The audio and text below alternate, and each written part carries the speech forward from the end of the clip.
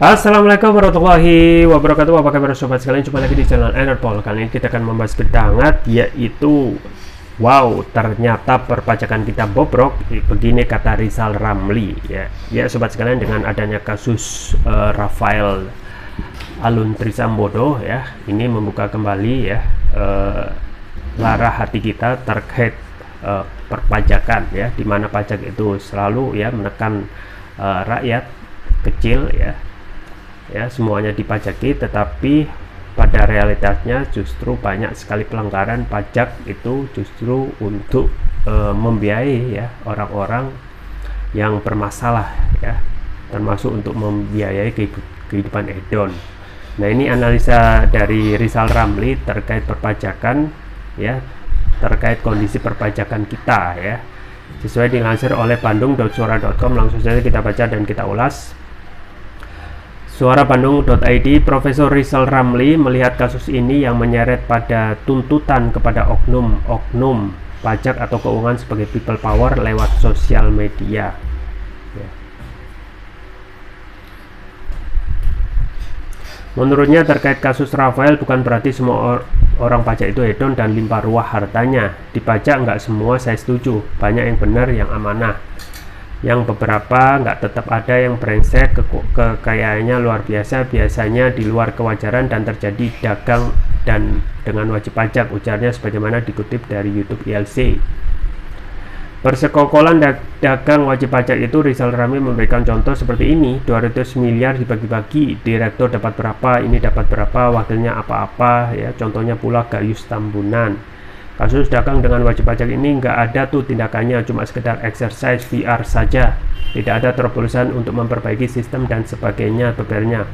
Dengan sangat kesal ia mengungkapkan bahwa pegawai pajak itu bisa tahu sumber kekayaan kita semua dan tidak pernah mencari tahu sumber kekayaannya sendiri. Dia lakukan itu hanya buat rakyat wajib pajak, buat dia sendiri dia nggak pernah lakukan analisa, katanya. Menurut saya perlu adanya shock terapi, perbaiki aparat pajak dan benahi sistemnya, pungkasnya.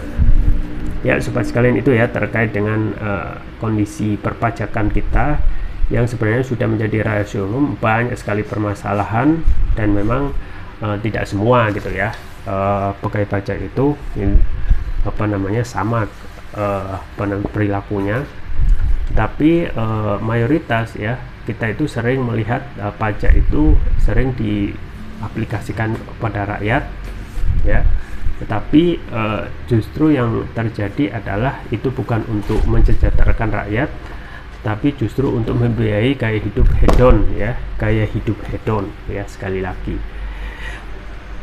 Jadi apalagi kalau kita melihat kondisi saat ini yang pajak itu hampir 90%, ya, 3.000 triliun ya APBN itu dianggarkan, ya, mayoritas itu dari pajak, ya.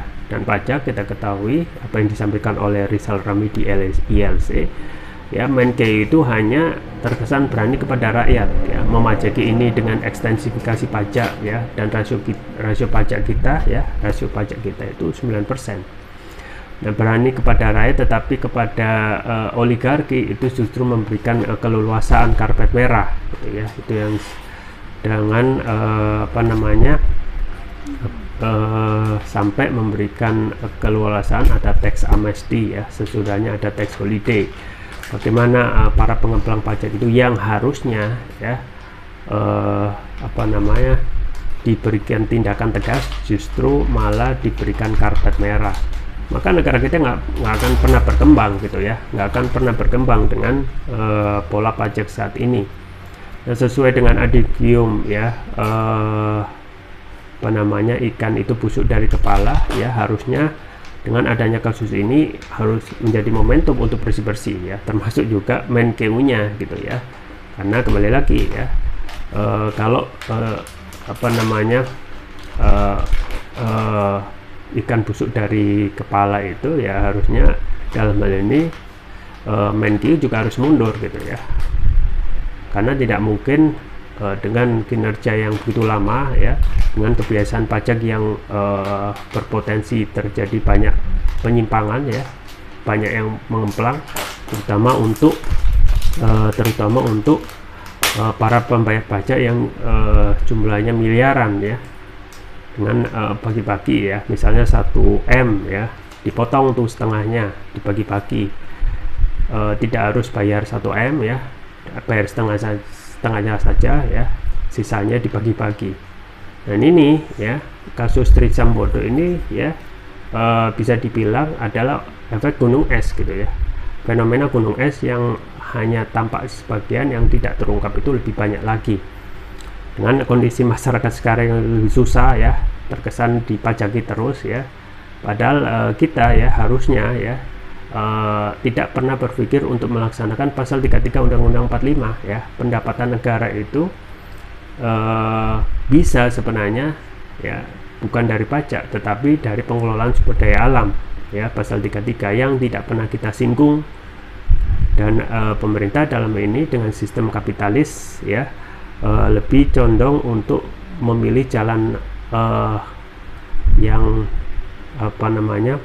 jalan yang praktis menarik pajak ya, dan menyerahkan pengelolaan sumber daya alam kepada asing dan asing ya. Padahal kalau kita berpikir tentang sistem yang lebih baik untuk mengelola negara, yaitu ya sistem Islam gitu ya, yang tidak pernah diperbincangkan, karena alternatif yang terus ada di literatur, kalau enggak sistem ekonomi kapitalis gagal ya cuma sosialis. Kita tidak pernah mencoba sistem ekonomi yang dari dulu hingga sekarang ya mensejahterakan gitu ya. Misalnya pada saat pemerintahan Khalifah Umar bin Abdul Aziz, tidak ditemukan pada zaman itu ya orang yang menerima pajak karena sejahteranya. Kita sebenarnya bisa gitu ya, dengan pengelolaan sumber daya alam dikelola oleh pemerintah ya, kemudian dibagi untuk kesejahteraan rakyat dalam bentuk apa? Kesehatan gratis ya, kemudian juga pendidikan gratis. Sama seperti yang saat ini di Timur Tengah misalnya ya, rakyatnya itu dibiayai dengan luar biasa dari lahir hingga besar ya, dan jarang kita dapati orang miskin di sana gitu ya. Nah, seharusnya kita bisa seperti itu, apalagi kita dengan sumber daya yang luar biasa. Kata Kosbros ya, kayu dilempar itu bisa jadi tanaman, saking suburnya negara kita itu.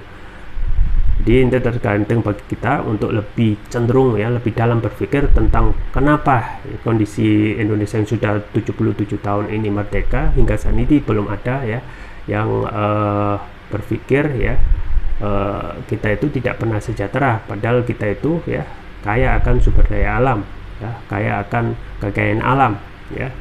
Nah, ternyata memang sistem ini yang menentukan, yang membentuk ekosistem, termasuk ya yang kita terus ya memanjakan sistem kapitalisme dengan hanya menarik pajak rakyat ya, padahal potensi alam kita luar biasa.